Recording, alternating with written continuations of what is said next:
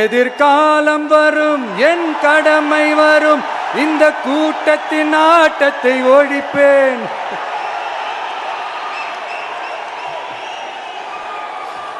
மக்கள் அரசியல் என்ற அந்த சவுக்க கையில் எடுக்கலாமா? யாருக்கு எதிரான தானே கேட்கிறீங்க? வேற யாரு? மறைமுக உறவுக்காரர்களான பாசிச பாஜகவும் பாய்சன் திமுகவும் தான். மாண்புமிகு பிரதமர் நரேந்திர மோடிஜி அவர்களே, 3வது முறையா ஒன்றியத்தோட ஆட்சி அதிகாரத்தை நீங்க தானே கையில் வச்சிருக்கிறீங்க. இல்ல, நாங்க தெரியாம தான் கேட்கிறோம். நீங்க ஆட்சிக்கு வந்தது ஒட்டுமொத்த மக்களுக்கும் நல்லது செய்யவா, இல்ல நம்மளுடைய இந்த இஸ்லாமிய நண்பர்களுக்கும் இஸ்லாமிய தோழர்களுக்கும் எதிராக சதி செய்யவா? மக்களுக்கு உங்ககிட்ட கேட்கறதுக்குன்னு ஏராளமான கேள்விகள் இருக்குது. அதனால அவங்க சார்பா, அவங்கள ஒருத்தனா, அவங்களோட ஒரு உண்மையான ஒரு பிரதிநிதியா உங்ககிட்ட சில கேள்விகள் கேட்கணும். மிஸ்டர் பிரைம் மினிஸ்டர் அவர்களே, நம்ம தமிழ்நாட்டு மீனவர்கள் கிட்டத்தட்ட ஒரு 800 பேருக்கு மேல இலங்கை கடற்படையால தாக்கி அழிக்கப்பட்டிருக்கிறாங்க. அதை கண்டிக்கிறதுக்காக உங்களை பெருசா எதுவும் செய்ய சொல்லல, சின்னதா ஒண்ணே ஒண்ணு மட்டும் செஞ்சு கொடுங்க. இனிமேலாச்சும் எங்களுடைய மீனவர்கள் பாதுகாப்பா இருக்கிறதுக்காக இந்த கச்சத்தீவை இலங்கை கிட்ட இருந்து மீட்டு கொடுத்துருங்க, அது போதும்.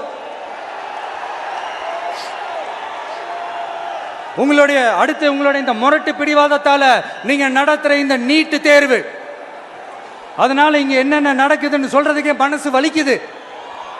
அதனால அந்த நீட்டு தேர்வு தேவையில்லைன்னு அறிவிச்சிருங்க, அது போதும்.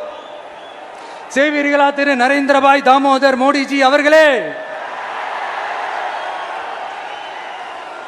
எங்களுக்கு என்னென்ன தேவையோ, என்னென்ன நல்லதோ அதெல்லாம் செய்ய மாட்டேங்கிறீங்க. ஆனா ஆட்சி அதிகாரத்தை மட்டும் கையில வச்சுக்கிட்டு மக்களை ஏமாத்த நேரடியாக ஒரு பாசிச பாஜக அடிமை கூட்டணி ஒண்ணு.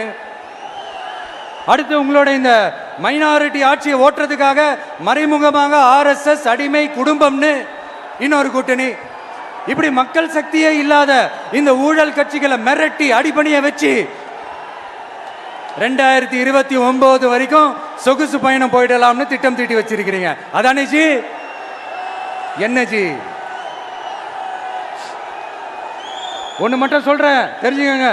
என்னதான் நீங்க இந்த நேரடி மறைமுக கூட்டணி குட்டிகரணம் போட்டாலும் தாமரை இலையில தண்ணியே ஒட்டாது. தமிழக மக்கள் மட்டும் எப்படி ஒட்டுவாங்க?